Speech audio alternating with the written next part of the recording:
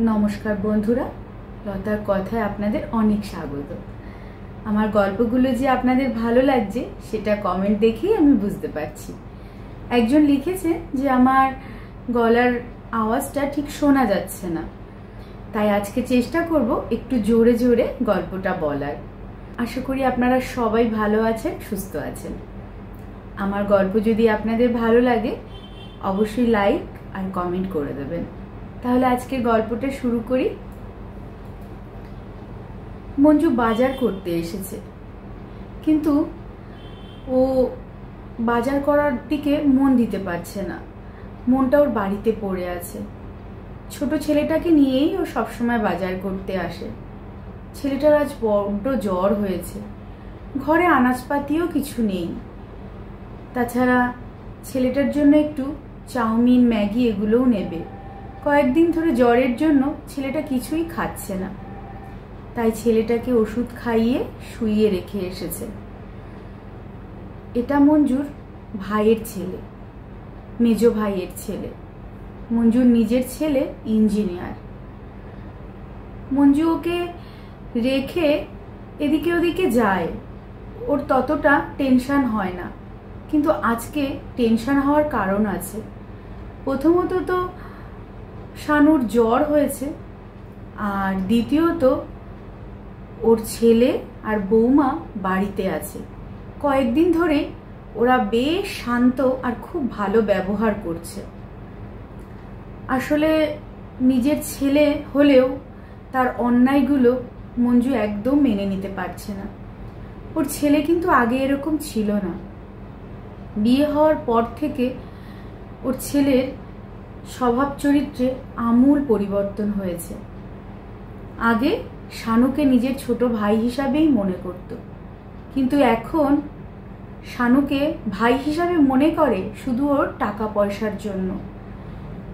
মঞ্জু জানে যে এই টাকা পয়সা নিয়েই ও শানুকে বাড়ি থেকে তাড়িয়ে দেবে।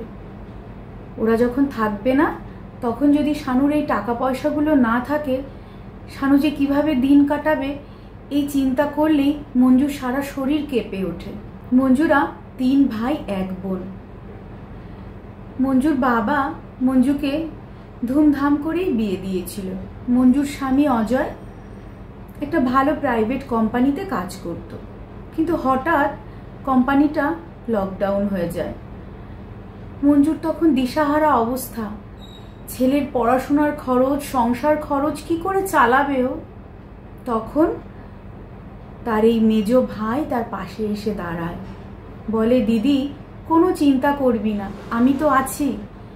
তাছাড়া রনির পড়াশোনার সমস্ত খরচ আমার। মঞ্জুর ছেলের নাম রণজয়, ডাকনাম রনি। তুই একদম ভাববি না, ওর পড়াশোনার যাবতীয় খরচ আমি চালাবো। আর যতদিন না জামাইবাবু একটা ভালো কাজ পাচ্ছে, তোদের সংসারটাও আমি চালাবো। তবুও ছোট ভাইয়ের কাছ থেকে মঞ্জুর সংসার চালানোর খরচটা নেওয়াতে খুবই বাদ ছিল, বিবেকের দংশন হচ্ছিল। এটা মঞ্জুর মেজো ভাই ভালোই বুঝতে পারছিল। ওর মেজো ভাইয়ের নাম শ্যামল। শ্যামল তখন তার জামাইবাবুর জন্য কাপড়ের দোকানে একটা চাকরি ঠিক করে দিল। তাতে যে মাইনে পেত তাতে মঞ্জুদের সংসার খরচটা দিব্যি চলে যেত। কিন্তু ছেলের পড়াশোনা সেটা চালানোর মতন ক্ষমতা আর মঞ্জুর ছিল না। মঞ্জুর ছেলে তখন ইঞ্জিনিয়ারিং পড়ছে, পুরোটা খরচ চালাতো তার মেজো ভাই। তার জন্য সারা জীবনও মেজো ভাইয়ের কাছে মাথা নত করে থাকতেও ওর দ্বিধাবোধ হবে না। ইঞ্জিনিয়ারিং পড়ার সময় লাস্ট সেমিস্টারের টাকাটা মঞ্জুর ভাই শ্যামলের দিতে খুব কষ্ট হচ্ছিল। তার ব্যবসায় সেই বছর বেশ ভালো মন্দা ছিল।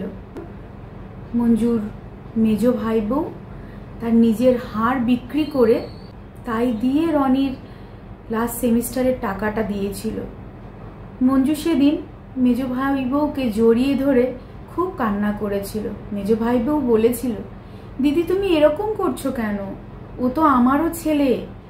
তাছাড়া রনি বড় হবে, বড় ইঞ্জিনিয়ার হবে, এটা তো আমাদের গর্ব।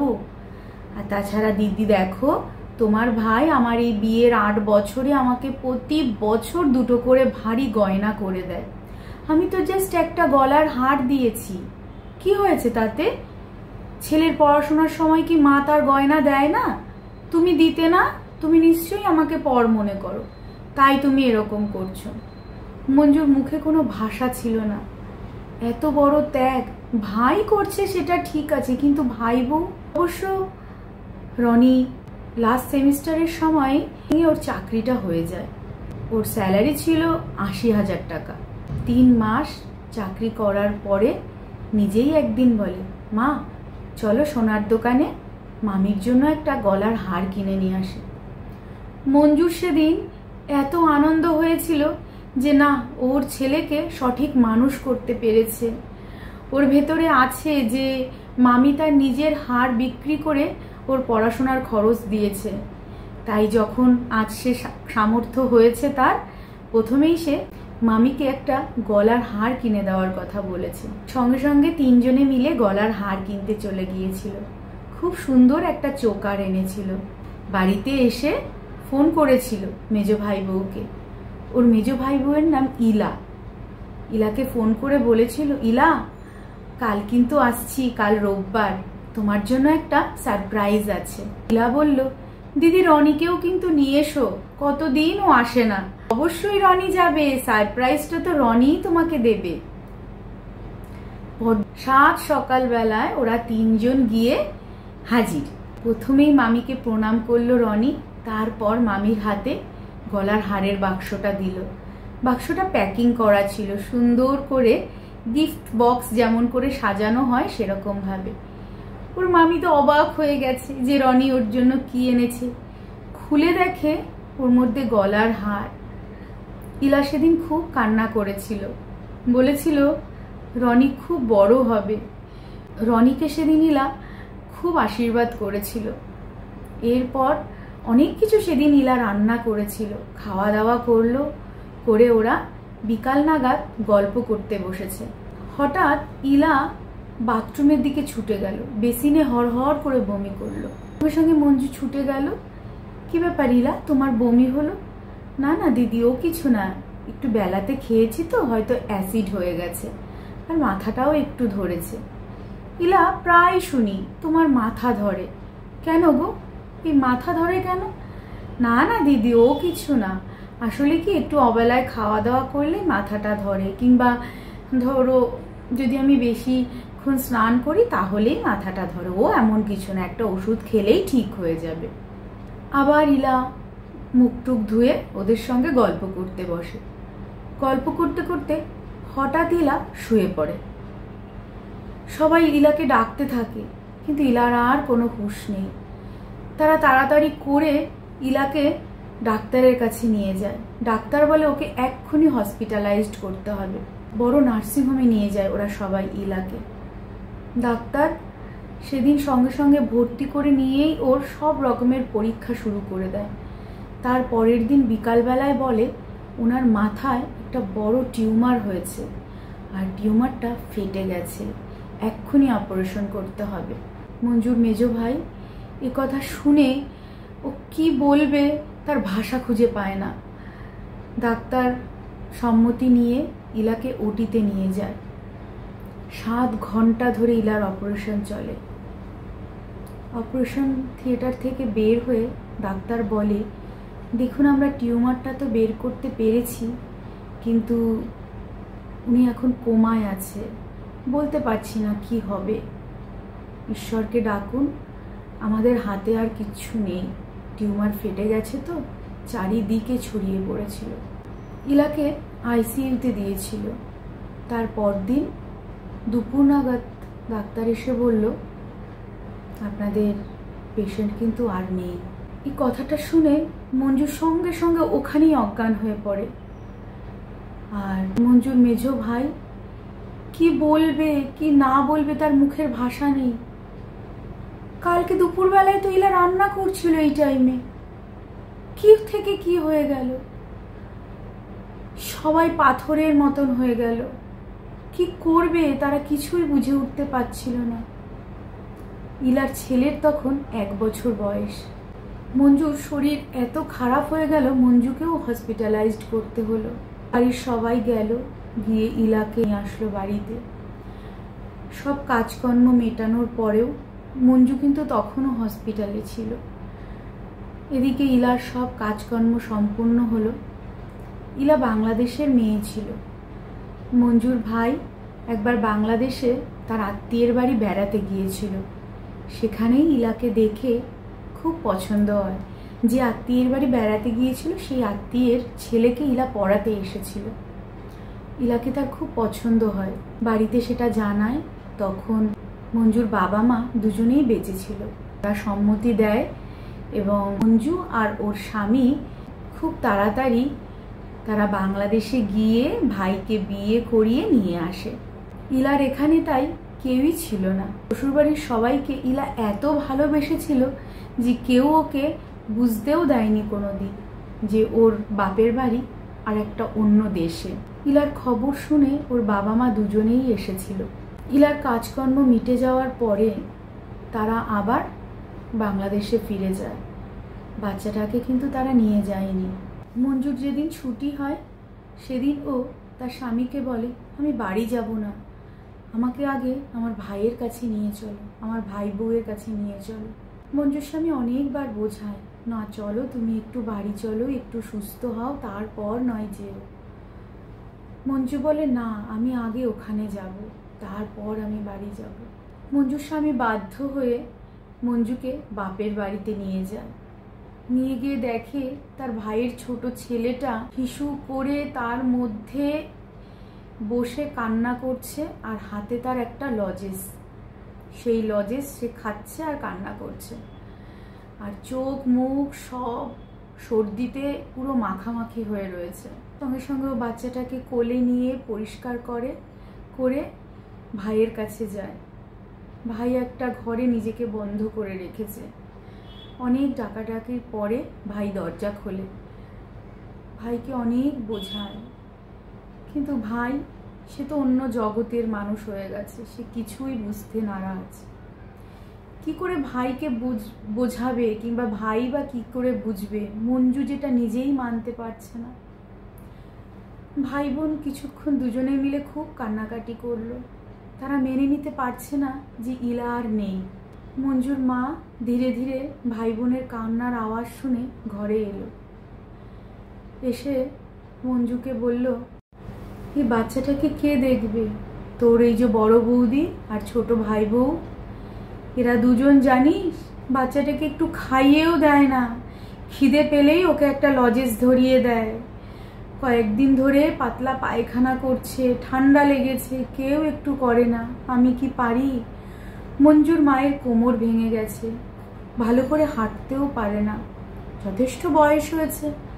এই ছোট্ট 1 বছরের বাচ্চাকে তিনি কিভাবে মানুষ করবে? মঞ্জু বলল, আজকে চলো মা, তোমরা সবাই আমার বাড়িতে চলো।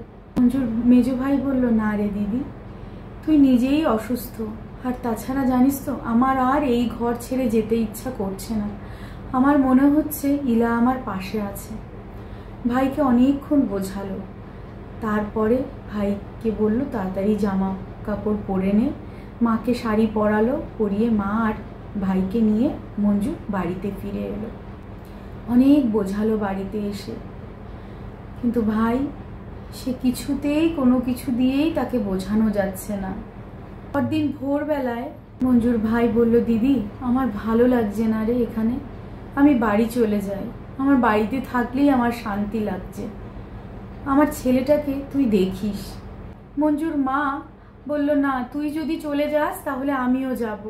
আমি তোকে ছেড়ে আমি এখন একদম থাকবো না। জোর করে তার পরদিন সকালবেলায় মা আর ভাই মঞ্জুর বাড়ি থেকে বিদায় নিল। ছেলেকে আর মঞ্জু ছাড়লো না, কারণ কার কাছে ছাড়বে মঞ্জু? তার বৌদি আর তার ভাই বউ, তারা যেই ছেলেটাকে দেখতে পারে না, সেই থেকেই শানু মঞ্জুর কাছেই রয়ে গেছে। প্রতিদিন ভাইকে একবার করে মঞ্জু ফোন করে, ভাই খেয়েছিস? ভাই একটু বাইরে বেরো, একটু তোর দোকানে যা। মঞ্জুর ভাইয়ের ইলেকট্রনিক্সের দোকান, খুব চালু দোকান। ইলা যেদিন মারা যায় তার আগের দিন গিয়েছিল শ্যামল দোকানে। তারপর থেকেই দোকান বন্ধ। এখন তার বড় ভাই চাবি নিয়ে ওই দোকানে বসছে। মঞ্জুর মা এই সব কিছু খুব ভালোই বুঝতে পেরেছে যে ওই দোকানটা এখন ওরা নিয়ে নিতে চাইছে। ওরা বুঝেই ফেলেছে যে ওদের ভাই আর জীবন স্রোতে ফিরবে না, তাই তার কি কি আছে সেটা তারা দখল করার জন্য তারা উঠে পড়ে লেগেছে। প্রায় 2 সপ্তাহ হয়ে গেছে। মঞ্জু ওর ভাইকে প্রতিদিনই ফোন করে। 2 সপ্তাহ বাদে যখন ফোন করেছে তখন শ্যামল বলছে, দিদি একটু আসবি কালকে বাড়িতে, একটু কথা ছিল তোর সঙ্গে। মঞ্জু বলল, হ্যাঁ হ্যাঁ অবশ্যই আসবো। শানুকে নিয়ে আসিস তাহলে। কি যে বলিস না তুই, তোর ছেলেকে আমি নিয়ে যাব না? আমি যতদিন বেঁচে থাকবো ওকে আমি আমার সঙ্গে করে রাখবো, তুই একদম কোনো চিন্তা করবি না ভাই। আমি কালকে সকালেই আসছি। পরদিন সকালবেলায় মঞ্জু শানুকে নিয়ে বাপের বাড়িতে যায়। ভাইকে বোঝায়, নিজে হাতেই রান্না করে ভাইকে খেতে দেয়, মাকে খেতে দেয়। খাওয়া দাওয়া শেষ হওয়ার পরে মঞ্জু ওর ভাইয়ের কাছে বসে জানতে চায় যে কি কারণে মঞ্জুকে ডেকেছে। ওর ভাই বলে, দিদি আমার আলমারির লকারে ইলার সব গয়নাগুলো ছিল, একটা গয়নাও নেই রে। শুধুমাত্র ইলার হাতে যে বালা দুটো ছিল সেই বালা দুটো আমার মানিব্যাগের মধ্যে আমি রেখেছিলাম, সেই দুটোই আছে, আর একটাও গয়না নেই।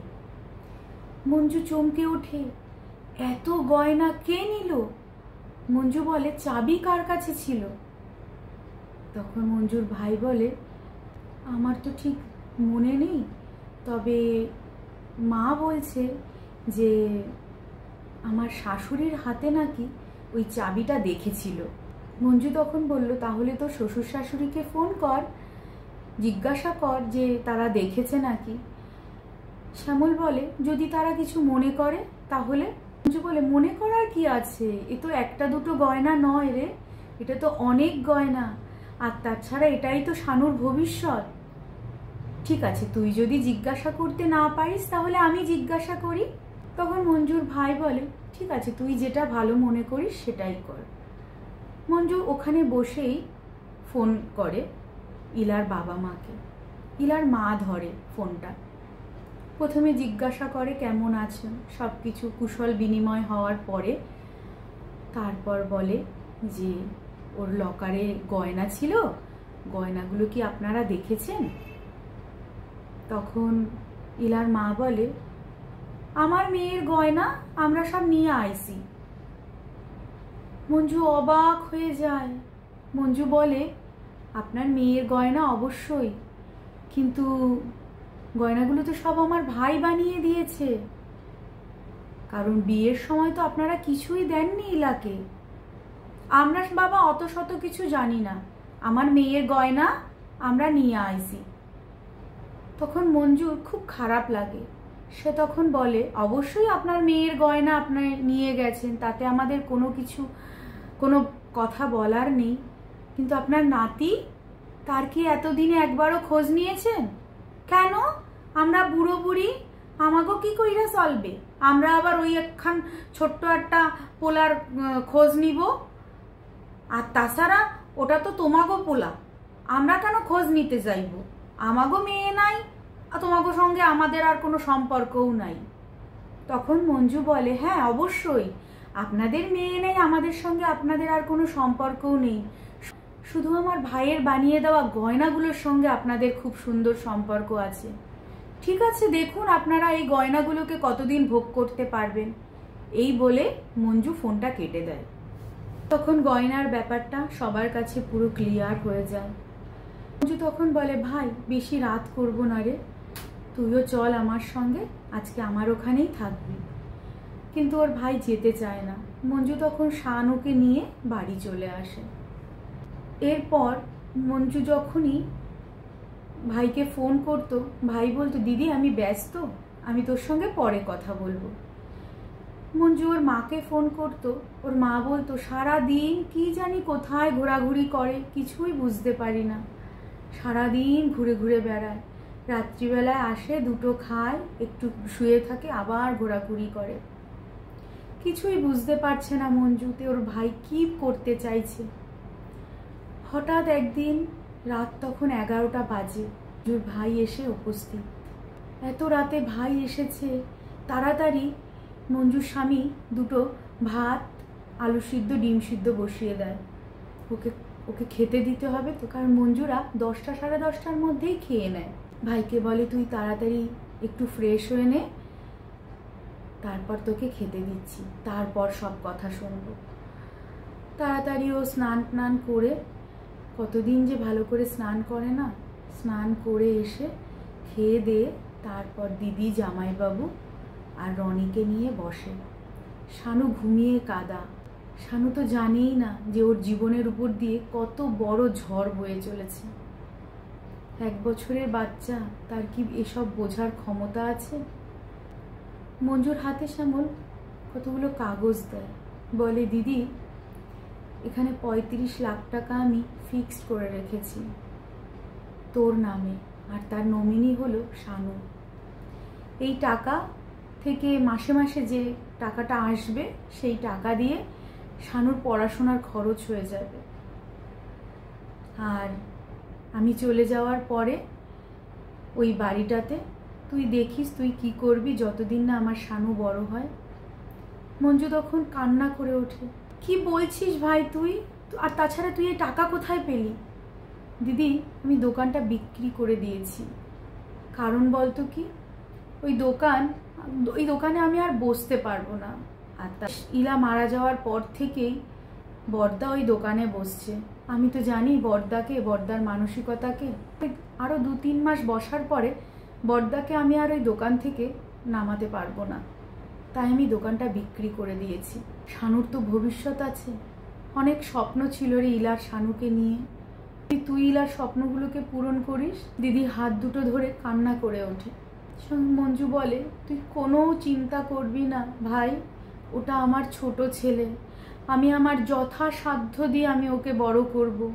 তুই যেমন আমার ছেলের দায়িত্ব নিয়ে ওকে বড় করেছিস, আমি তেমনি তোর ছেলের দায়িত্ব নিলাম। তোর ছেলেকে বড় করার জন্য যা করতে হবে আমি তাই করব। কিন্তু ভাই তুই যে দোকান বিক্রি করে দিলি আর তুই এই বাড়ির কথা বলছিস, তুই কোথায় যাবি? না রে দিদি, আমি মন তৈরি করে নিয়েছি, আমি বেনারস চলে যাব। যদি কোনোদিন মনে হয় তবেই আমি ফিরব, তা না হলে আমি ওখানেই থেকে যাব রে দিদি। আমি পারছি না ইলাকে ভুলতে, আর আমি পারবও না ইলাকে ভুলতে। ওর কথা, ওর ব্যবহার, ওর সব কিছু আমাকে জুড়ে আছে। কি করে ভুলে আমি এই ঘরে থাকবো রে দিদি? আমি পারবো না, তাই আমি চলে যাচ্ছি। শানুর জন্য আমি জানি ইলা যা করতো তুইও তাই করবি, তাই আমি নিশ্চিন্ত হয়ে যেতে পারছি। কালকে সকালেই আমার ট্রেন। একটু হাউ হাউ করে কান্না করছে ভাইয়ের এই কথাগুলো শুনে। মঞ্জুর স্বামী, রনি, 3 জনেই খুব কান্না করছে। রনি জানে যে তার জীবনে তার মামার ভূমিকা কতটা ছিল।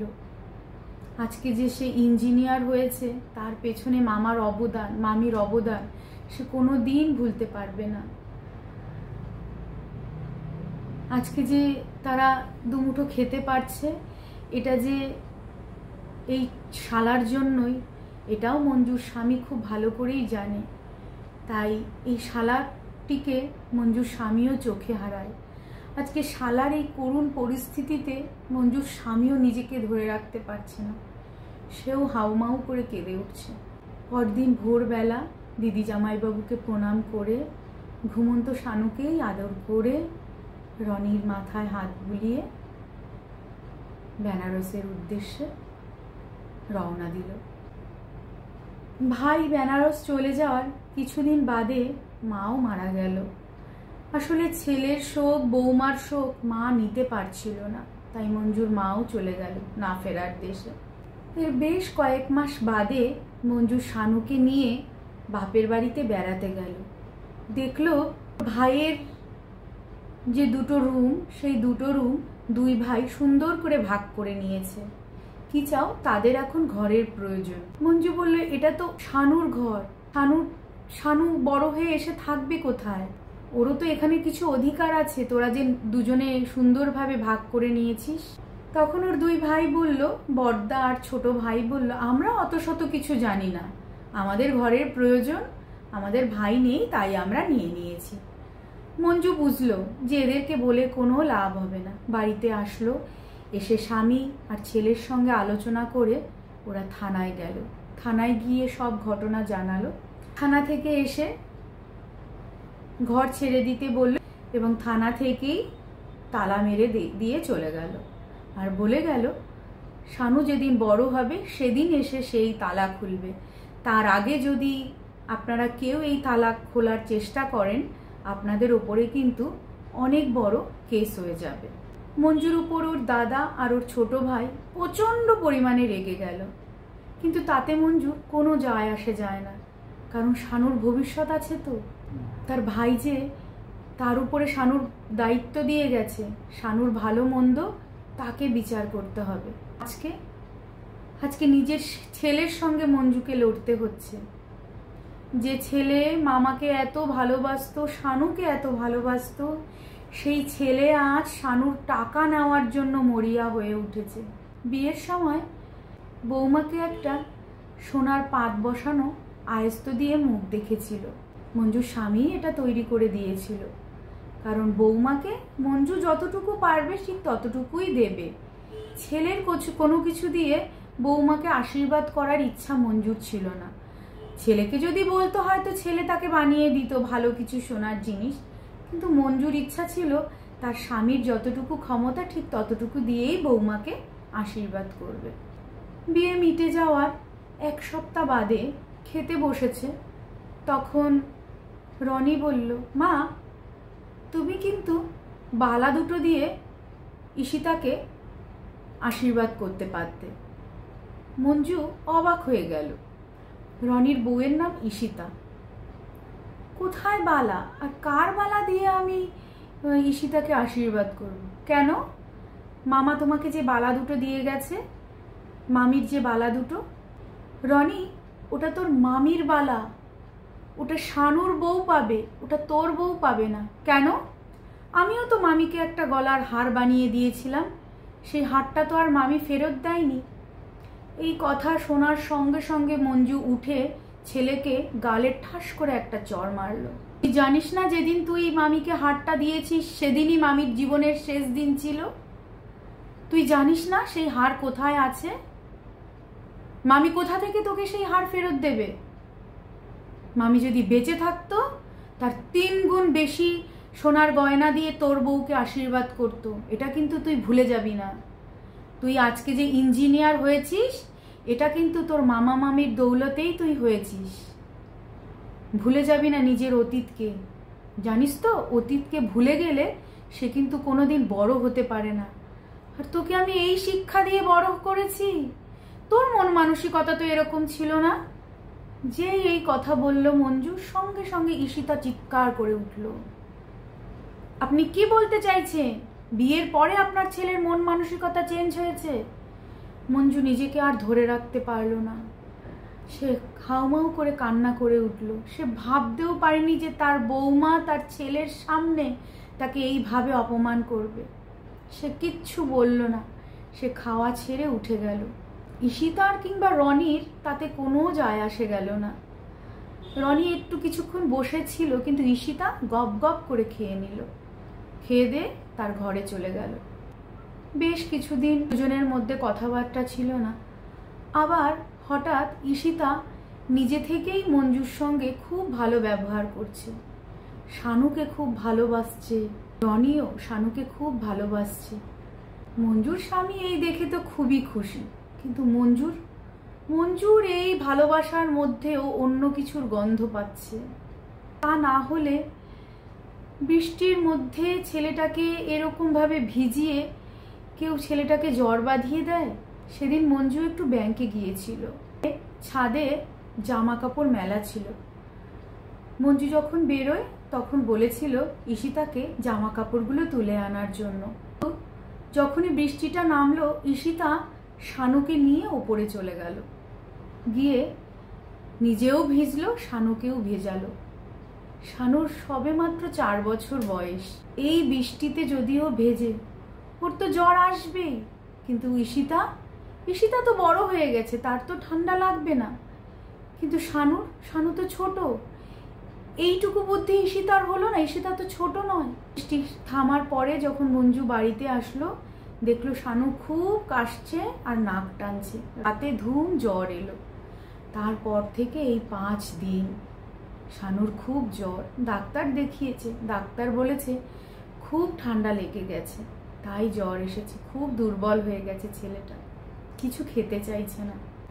আজ মঞ্জুর না জানি কি হয়েছে, বাজার করছে আর পুরনো এই সব কথাগুলো মঞ্জুর মনের মধ্যে এসে ভিড় করছে।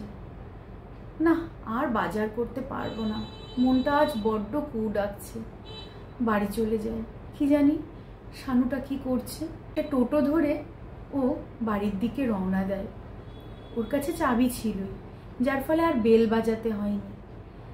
চাবি দিয়ে দরজা খুলে ছুটে নিজের ঘরে গিয়ে দেখে শানুকে ঈশিতা আর রনি মিলে কি যেন খাওয়াচ্ছে।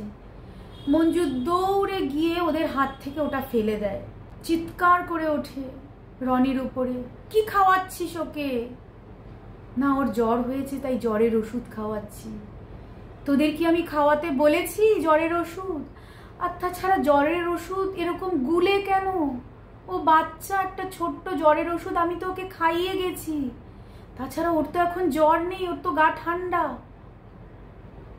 সঙ্গে সঙ্গে শানু বলে ওঠে, বৌমনি কাপের মধ্যে 4টে ওষুধ নিয়েছে, নিয়ে গুলে আমাকে বলছে খেয়ে নাও।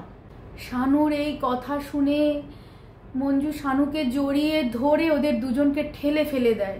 ওরা দুজনেই তেড়ে আসে মঞ্জুর দিকে। ঠিক এই মুহূর্তে মঞ্জুর স্বামী ঘরে আসে। এসেই ঘরের এই পরিস্থিতি দেখে ও হাতের কাছে বড় একটা লোহার রড ছিল, সেটাই তুলে নেয়। নিয়ে ওর ছেলে আর বৌমার দিকে তেড়ে যায়। ওদের হাতে লোহার রড দেখে ওরা সঙ্গে সঙ্গে পিছিয়ে পড়ে। লাঠি দিয়ে তাড়া করে ওদের ঘর থেকে বের করে দিয়ে ঘরের দরজা আটকে দেয়। আর থানাতে সঙ্গে সঙ্গে ফোন করে যে আমাদেরকে বাঁচান, আমরা বিপদে আছি। কিছুক্ষণ বাদেই থানা থেকে চলে আসে পুলিশ। ততক্ষণে অবশ্য মঞ্জুর ছেলে আর বৌমা দুজনেই বাড়ি থেকে চলে গিয়েছে। পুলিশ আসার পরে মঞ্জু দরজা খুলে দেয় এবং পুরোটা বিস্তারে কি কি ঘটেছে সেই সব কিছু তাদেরকে খুলে বলে। তার মঞ্জুর ছেলে আর তার বৌমাকে বৌমার বাপের বাড়ি থেকে তারা অ্যারেস্ট করে এবং তাদের থেকে জানা যায় যে তারা শানুকে ইঁদুর মারা বিষ গুলে সেটা খাওয়ানোর চেষ্টা করেছিল। তার নামে রাখা যে 35 লাখ টাকা সেটা তারা পেয়ে যেত। আর রনি এটা ভেবেই নিয়েছিল যে তার বাবা মা তাকেই সাপোর্ট করবে, কারণ ছেলে বলে কথা, তারা বলবে যে শানু অসুস্থ ছিল তাই সে মারা গেছে। রনি এরকম ভেবেই নিয়েছিল, কিন্তু রনি বুঝতে পারেনি যে তার মা তার ছেলেকে এইরকমভাবে পুলিশের হাতে ধরিয়ে দিতে পারে। এরপর কেটে গেছে বহু বছর।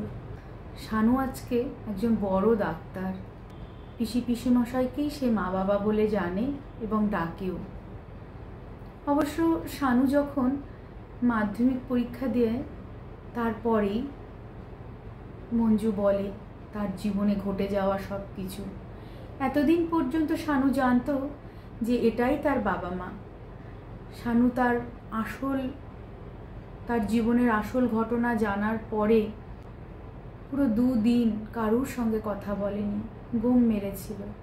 মঞ্জুকে জড়িয়ে ধরে বলে, মা আমি বড় হয়ে আমি তোমাকে কথা দিচ্ছি আমি তোমার ভাইকে খুঁজে নিয়ে আসবো। আজকে মঞ্জুর বাড়িতে আনন্দের মেলা বসেছে। মঞ্জুর ভাইকে শানু ঠিক খুঁজে নিয়ে এসছে বেনারস থেকে। ছেলেকে এত বড় একজন ডাক্তার হতে দেখে শ্যামল খুবই খুশি। সময়ের সঙ্গে সঙ্গে ইলার শোকটাও সে অনেকটা কাটিয়ে উঠতে পেরেছে। রনি আর ঈশিতা দুজনেই এসে ক্ষমা চেয়েছে। রনি বলেছে, মা, আমি ঈশিতার কথা শুনে আমি লোভে পড়ে আমি এই সব কিছু করতে চেয়েছিলাম, আমাকে তুমি ক্ষমা করে দাও। আজ সবাই মিলে একসঙ্গে একই ডাইনিং টেবিলে ওরা খেতে বসেছে। আজ মনে হয় ওদের জীবনের নতুন সূর্যোদয় হলো। শুধু একটা চেয়ার বড্ড খালি, সেটা ইলার চেয়ারটা।